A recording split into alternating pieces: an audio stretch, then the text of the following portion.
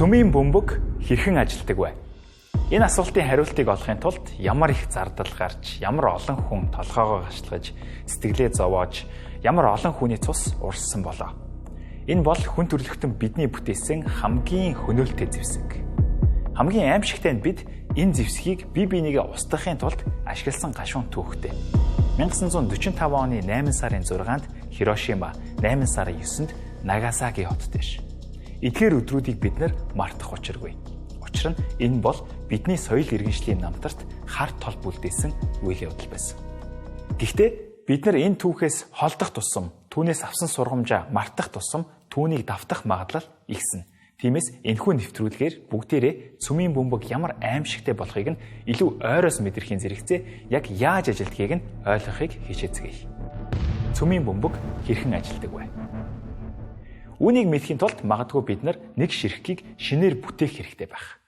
Мэдээж өнөөдөр нэг цөмийн бөмбөг бүтээ гэвэл бидний урд маш нарийн инженерийн мэдлэг, техникийн болон бусад нөөцийн дутагдал, бэрхшээлүүд үүснэ. Үүнээс гадна дотоодын болон гадаадын холбоотой хянах байгууллагуудын дарамт хориотой тулгарна. Гэхдээ бүгдээрээ тэр бүгдийг байхгүй нэг орчин төсөөлөд тэндээ хийх гэж үзцгээе. Тэгвэл цөмийн бөмбөг хийхин тулд биднэрт юу хэрэгтэй вэ? Хамгийн эхлээд бөмбөгийг тэжээх түлш хэрэгтэй. Цөмийн бөмбөг эсвэл цөмийн реакторт түлш болгож уран эсвэл плутоны ашигладгийг та сонссон байх. Жишээ нь Хирошима дээр хайсан бөмбөг уранаар, Нагасаки дээр хайсан бөмбөг плутоныгоор цэнэглэгдсэн байсан. Оппенхаймер киногтаа санаж байгаа бол энэ хэсэг гардыг штэ. Үүний шалтгаан нь уран бол байгаль дээр олддог хамгийн том атомуудын хамгийн элбэг. Өмнөх дугаар дээрээс та яагаад ийм гэдгийг нь тайлбарсныг санаж байгаа бах. Мэдээж бидний хувьд хуваагдахад хялбар олдсон элбэг том атом хэрэгтэй. Ингэснээр бид цөмийн хуваагдах урвалыг явуулж түүнээс ялгарах асар их энергийг ашиглах боломжтой болно. Бидэнд шаардлагатай зүйл бол тэр энерги нь. Атомын зөмөөс тийм их энерги яаж ялгардаг вэ гэдгийг бид өмнөх дугаар дээр ярьсан. Протонуудыг нэг дор барьж буй тэр их хүчийг бид суллах хэрэгтэй. За, бид түлшээ олчихлоо. Уран. Гэхдээ бидний олсон уран бүхэн цөмийн бөмбөг хийхэд хангалттай биш. Түүнийг шаардлага хангахуйс болгохын тулд бид доторх изотопыг нь баяжуулах хэрэгтэй. Хэрвээ бид нэг уурхай нэгэд тэндээсээ уран олборлоо гэвэл олборлсон ураны 99% нь ашиглагдахгүй. Яагаад гэвэл байгаль дээр 3 төрлийн ураны изотоп байдаг. 99.29% нь уран 238 байдаг. 0.7 уран 235. Үлдсэн өчүүхэн хэсгийг нь уран 234 эзэлдэг. Уран 238-ийн хагас задралын хугацаа нь хамгийн урт учраас элбэг байдаг. Үлдсэн нь харьцангуй бага. Гэтэл эднэр дундаас цөмийн хуваагдах урвалд ашиглагдах боломжтой нь уран 235 юм. 235 ширхэг нейтронтой энэ атом дээр бид нэг нейтрон нэмж чадах юм бол цөм нь хуваагддаг. Плутоны тэгвэл яадаг вэ гэхээр нөгөө 99%-ийг нь эзлэх уран 238 байгаа штэ. Тэр ч бас нэг тийм октоос хэрэггүй ид бол биш. Түүнийг бид баяжуулаад плутоны 239 гэдэг атомыг бүтээх боломжтой. Энэ нь бас уран 235 шиг бүтээмж өндөртэй түлш. Тэгэхээр бид олсон ураанаа эхлээд баяжуулах хэрэгтэй гэсэн үг. Учир нь бид нэг цөмийн бөмбөг хийе гэвэл дор хаяж 15 кг уран 235 эсвэл 4 кг плутоны 239 хэрэгтэй. Энэ процесс ямар чухал вэ гэдгийг та Оппенхаймер киногээр үзсэн бол санаж байгаа бах. Шилэн хоргонд нэг ширхэг бөмбөлөг ямар хэцүү нэмэгдэж байсныг нь. Гэхдээ тэр бол анхны туршилт байсан учраас амаргүй байсан нь ойлгомжтой. Одоо бол харьцангуй гайгүй гэж хэлж болох үс. Гэхдээ тэр туршлагыг эзэмшиж байгаа улс орнууд амаргүй олж авсан мэдлэгээ амархан хуваалцахгүй нь ойлгомжтой. Баяжуулалтыг хийх технологитой улсууд тоотой. Жишээ нь манай улс хэрэг уран олборлол баяжуулалтыг нь хийхгүй. Яг хөдрийн хэмжээний л баяжуулалтыг хийн. Тэр нь юу гэсэн үг гэхээр ураныг шорооноос нь салгах төдий ажлыг хийнэ гэсэн үг. Шар нунтаг байдлаар нь бид гаргана гэсэн үг. Гэтэл бидэнд хэрэгтэй зүйл бол уран доторх 235 изотопын агуулмжийг нь нэмэгдүүлэх.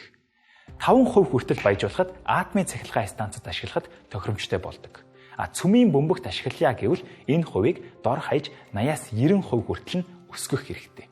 Гэхдээ нэг зүйлийг анхаарах хэрэгтэй. Ураныг 1-5 хүртэл баяжуулах нэг өөр 85-аас 90 болгох бүр шал өөр. Дээшлэх тусам улам хэцүү болдог. илүү өндөр технологи, илүү нарийн мэдлэг шаардлагатай. Өнөөдөр яагаад хэдхэн улс энэ баяжуултыг хийж байгаа юм бэ гэвэл энэ мэдлэгийг эзэмшиж байгаа учраас. Мэдлэг хаана үнд хүрдэг вэ гэвэл энд юм. Гэтэл бид нар хаана байгаа вэ? Хамгийн ихний шат буюу олборлох уу үгүй юу гэдэг дээрээ маргалцаар байгаа. Гэхдээ энэ дугаар дээр ойлгох ёстой хамгийн чухал зүйл бол уурхайд олборлогдсон уран цөмийн бөмбөгийн түлш болтлоо маш урт замыг туулдаг гэдэг юм. За, бид нар бөмбөг рүүгээ эргээд орцгоё. Ямар ч тач тэр бүх шатыг бид нар давчглаа гэж бодъё. Яаж игээд одоо бидний гарт цөмийн бөмбөгийн түлш байгаа. Тэгвэл түүнийг яаж шатаах вэ? Бид нар юуг ч шатаахгүй. Бидний зорилго дотоод шаталтын хөдөлгүүр биш. Бид пуужин хийхгүй. Тиймээс бидэнд химийн урвал хэрэггүй. Хүчил төрөгч хэрэггүй. Бидний хийх гэж буй зүйл бол цөмийн хуваагдах урвал. Бид нар атомын электронтой харьцах шаардлагагүй. Шууд цөмийг нь задлах хэрэгтэй. Үүний тулд бидэнд нейтрон хэрэгтэй. Бидний түлш юу билээ? Уран 235. Задрахад ер нь таатай атом.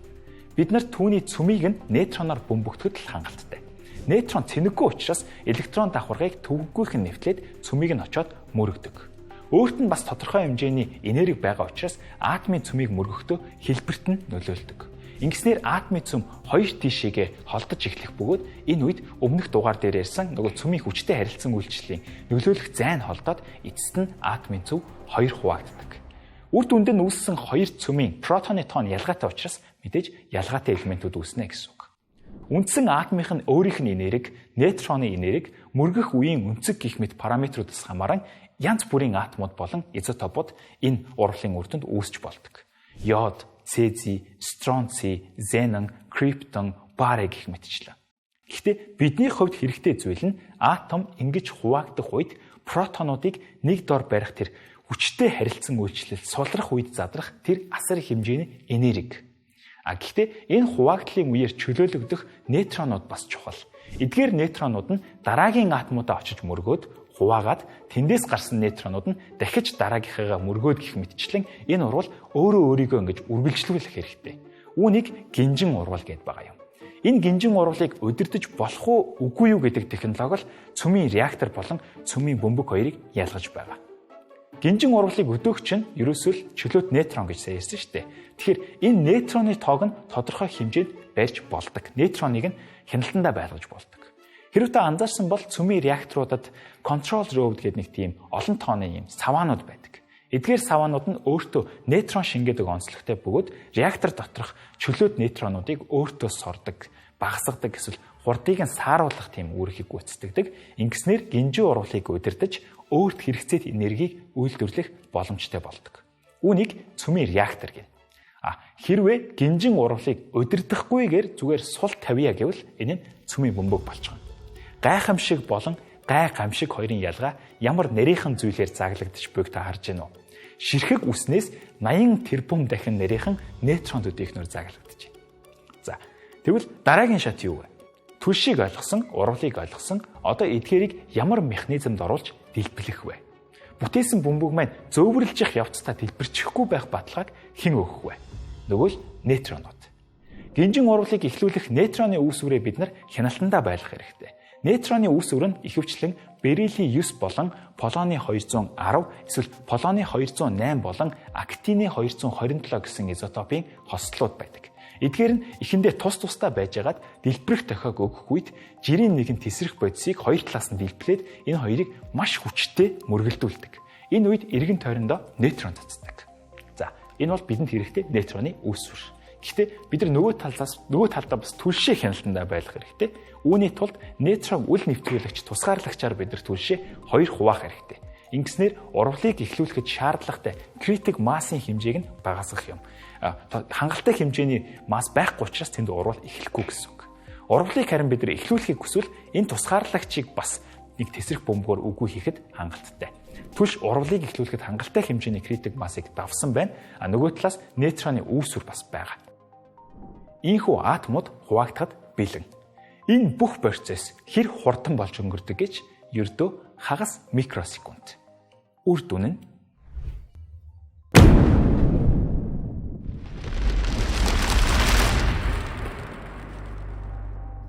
сонирхолтой нь энэ дэлбэрэлтийн үеэр бидний ашигласан түлшний ердөө 0.1% нь л гинжин урвалд ордог. үлдсэн 99.9% нь яахчдаггүй. Гэсэн хэдий ч үүсэж буй энерги хардаа. Үүний шалтгаан нь E тэнцүү MC квадрат. M буюу масс хэдий бага байлаа ч гэсэн C буюу гэрлийн хурдны квадратаар нь үржүүлэх үед E буюу энерги нь төсөөлхийн аргагүй их болно. Гэтэл үлдсэн тэр 99.9% нь бас гинжүү урвалд орвол юу болох вэ? Үүнээс илүү бид нар уг нь хийж чадна.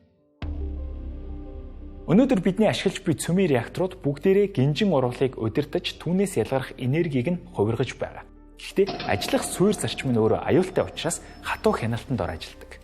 Хэрвээ тэр хяналтын системд асуудал үүсвэл эрсдэл маш өндөр. Тиймээс эрдэмтэд фишн буюу цөмийн хуваагдах урвалаас илүү бүтээмжтэй, илүү аюулгүй хувилбар болох фишн буюу цөмийн нэгдлийн реакторыг бүтээх гээд зүтгэж байгаа. Гэхдээ оддын цөмд насах галыг дэлхий дээр ноцооно гэдэг амаргүй ажил. Урвалыг эхлүүлэхэд шаардлагатай энерги нь өөрөө маш их. Тийм учраас өнөөдрийг хүртэлх амжилттай гэгдэж буй цөмийн нэгдлийн реакторууд ердөө хэдхэн секунд ласж байгаа. Гэтэл бидний зорилго үүнийг хэдэн 10 жилийн турш хяналтайгаар ажилуулах. Гэхдээ энэ бол реакторын хэсэг нь. Хэрвээ бид энэ урвалыг хяналтгүйгээр явуулбал яах вэ? Хэрвээ бид нар цөмийн нэгдлийн урвалаар зэвсэг хийвэл яах вэ? Атомын бөмбөгөөс ус төрөгчийн бөмбөг бүтсэн түүх ингэж эхэлсэн юм. Цөмийн нэгдлийн урвалыг явуулахын тулд их хэмжээний дулаан болон даралт хэрэгтэй шүү дээ. Гэтэл атомын бөмбөг дэлбэрэх үед үүсэж байгаа зүйл чинь угаасаа дулаан болон даралт шүү дээ. Тэгвэл атомын бөмбөгийг ашиглан ус төрөгчийн бөмбөгийг өдөөж болох юм биш үү? How about we leave it with something new? Such as? Instead of uranium or plutonium, we use hydrogen. Heavy hydrogen. Deuterium. You see? We compact the atoms together under great pressure to induce a fusion reaction. Then we'll get not kilotons, but megatons. Энэ галзуу санаа уг нь анхны атомын бөмбөгийг бүтээж хахад Эдвард Тейлерээс гарсан байдаг. Гэхдээ ихэнх нь үнийг бүтшгүүс галзуу санаа хэмээгээд түүнийг доглож байсан. Оппенхаймер киног үзсэн хүмүүс яг энэ процессыг санаж байгаа байх. Магадгүй Оппенхаймер өөрөө энэ санааг боломжтой гэдгийг нь гадарлаж исэн эсхийг бас үүсэхгүй. Гэхдээ дайныг зогсоохын тулд бидэнд атомын бөмбөг л хангалттай. Түүнээс цаашаа бүр илүүг нь хийх шаардлага байхгүй гэдэг үүднээс Тейлерийг хазаарлсан байж болно. Гэхдээ Тейлер зогсоогүй. Хүн төрөлхтөн илүү ихийг хүссэн. Атомын бөмбөгөөс 1000 дахин хүчтэй термонуклеар буюу халуун цөмийн бөмбөг. Нөгөө нэрээрээ ус төрөгчийн бөмбөг. Түлшин ус төрөгч, урвал нь халуун цөмийн урвал буюу цөмийн нэгдэл. Энэ бол бүр аимшигтэй хүч. Та төсөөлдөө зүгээр атомын бөмбөгийг урвалыг эхлүүлэхийн тулд л ашигладаг гэд бод. Ус төрөгчийн бөмбөгийн түлшин ус төрөгчийн 1 нейтронтой изотоп болох deuterium, 2 нейтронтой изотоп болох tritium байдаг. Deuterium-ыг бүтээх амархан. Зүгээр л ус ашиглаад гаргаад иж болно. Харин tritium-ыг бүтээх амаргүй. Өөрөө маш тогтворгүй атом учраас. Гэхдээ нэг сонирхолтой арга байдаг нь deuterium-ыг литиумтай нэгтгээд литиум дейтерит гэгдэх маш тогтвортой бодисыг бий болгож болдог. Үүнийг нь харин нейтроноор бөмбөгдвөл тритиум үүсдэг. Нэг түлшнээсээ нөгөөтгөө гаргах боломжтой гэсэн үг. Хүмүүс бие биенийгээ устгахын төлөө юу зохион бүтээсэн гэж та бодно? За, тэгвэл ус төрөгчийн бөмбөгийг яаж дэлбэлэх вэ? Энэ нь 3 үе шаттай. Эхлээд энгийн нэгэн тесрэх бодисыг дэлбэлж уранаар цэнгэлсэн атомын бөмбөгийг өдөөд. Үүнийг хэрхэн ажилтгийг бид нар мэдж байгаа. Цөмийн хуваагдах урвалын үр дүнд үүсэх энергиэр бид дараагийн түлшээ асаах хэрэгтэй. Тритиумыг. Гэхдээ тритиум бөмбөг дотор бэлэн байдаггүй. Түүнийг бид нар яг тэр үед нь шинээр бүтээдэг. Үүний тулд 2 дахь дэлбэрэлтийг эхлүүлэх хэрэгтэй. Эхний дэлбэрсэн энергиэр 2 төрлийн долгион ялгардаг. Эхнийх нь өндөр энергитэй гамма болон X туяа буюу гэрлийн хурдаар энергийг зөөх долгион. Харин нөгөөх нь shock wave буюу механик долгион. Энэ нь дууны хурдыг хэтэрч чадахгүй. Учир нь 2 дахь механизмыг тусгаарладаг материал бий. Энэ хурдын зүрх үүсгэх нь маш чухал. Учир нь хэрэв shock wave төрүүлж хүрэх юм бол 2 дахь хэсгийн механизмыг эхлэхээс өмнө эвдэлчихнэ. Харин гэрлийн долгион төрүүлж очисноор 2 дахь шатыг эхлүүлэх юм. Өндөр энергитэй X туяа нь литиум дейтеритийн савыг даралтаар шахах бөгөөд үр дүнд нь голд нь байх плутониогоор хийсэн саваа хангалттай хэмжээний энергиэр цэнэглэгдэж цөмийн хуваагдах урвалыг дахин явуулдаг. Нэгсэндээ 2 дахь атомын бөмбөг дэлбэрч ийн гэсэн үг. Үүний үр дүнд нь нэг талаасаа түлшнээс авдаг температур улам нэмэгдэн, нөгөө талаасаа бидэнд шаардлагатай тритиумыг үйлдвэрлэхэд хэрэг болох чөлөөт нейтроныг бий болгодог. Тэрхүү нейтрон нь эргүүлээд литиум deuteriumд бөмбөгдөх үед тритиум үүсдэг. Энэ хоёр механизмыг тусгаарладаг материал нь бас их сонирхолтой. Бидний сайн мэдэх хуванцар хөөсөнцрүүд. Эдгээр хөөсөнцрүүд нь атомын бөмбөгөөс ялгарах тэр их энергийн үр дүнд шууд плазм болон хувирдаг бөгөөд яг энэ плазм нь жинхэнэ түлшийг ноцооход тохиромжтой нөхцөлийг бүрдүүлдэг юм. Бидэнд плазмын орчин хэрэгтэй. Учир нь электронууд бие бинийгээ түлхээд атомын цөмүүдийг хооронд нь ойртуулахгүй шүү дээ. Тиймээс бид нар атомуудыг электронуудаас нь салгах хэрэгтэй. Тэгж байж цөмийн нэгдэл боломжтой болно. Гэхдээ нөгөө талаас бас мэдээж атомуудыг хурдсгах хэрэгтэй. Үүний тулд температурыг нь өсгөх хэрэгтэй. 2 удаагийн дэлбэрэлтээр бид нар энэ температурыг нь хангалттай өсгөчихсөн. За, ямар ч тач сая тайлбарласан бүх механизмын үр дүнд орчин бэлэн, түлш бэлэн, температурч хангалттай хэмжээнд хүрсэн. Одоо харин атомын цөмүүдийг мөргөлдүүлэх цаг. Атомын цөмүүд 1 фемтометр ойртох үед цөмийн хүчтэй харилцан үйлчлэл идэвхжиж 2 атомыг нэг болгодог. 1 deuterium 1 тритиумын нийлхээс өмнөх нийт мас нь нийлсний дараа үүссэн гелигийн атом маснаас илүү байдаг. Тиймээс тэр зөрүү мас нь энерги болон хувирч байгаа юм. Гэхдээ шинээр гелигийн атом үүсэх үед тэндээс бас чөлөөт нейтрон цацарж байгаа. Харин тэр нейтрон нь эргүүлээд плутоны саваагаа очиж мөргөөд дахиад цөмийн хуваагдах урвалыг идэвхжүүлдэг. Тэндээс нь бас нейтрон ялгараад нөгөө литиум deuteriumтэй бөмбөгдөөд илүү их тритиум бий болгодог. Ингэснээр энэ эргэлдэх механизм илүү их энергийг өөрөө үүсгэж идэг. Гэхдээ энэ бүх үйл явц 1 секундыг 50 тэрбум хуваахтай тэнцвэс богино хугацаанд болж өрнөд бүх механизмыг хідэн хэсэг болгодог. Осталось 3 секунды. 2, 1, 0. Үр дүнд нь бөмбөг урд өмнө нь үзэгдэж харагдаагүй их хүчийг эргэн тойрондоо цацна. Үүнийг мэдэж үхэл, сүйрэл, мөхөл дагана. Өнөөдөр 9 улсад атомын бөмбөг, 6 улсад ус төрөгчийн бөмбөг бий. Дэлхий дээр яг одоогоор ашиглахад бэлэн нийт 12500 цөмийн хошуу бий. Янз бүрийн хүчтэй, янз бүрийн түлштэй, янз бүрийн механизмтай. Өнөөдөр дэлхийн 3 дугаар дайныг эхлүүлэхгүй байгаа чөдөр нь өөрөө энэ зэвсэг болцоход байгаа. Учир нь нэг хэрэглээд эхлэх юм бол энэ дайнд ялагч үлдэхгүй.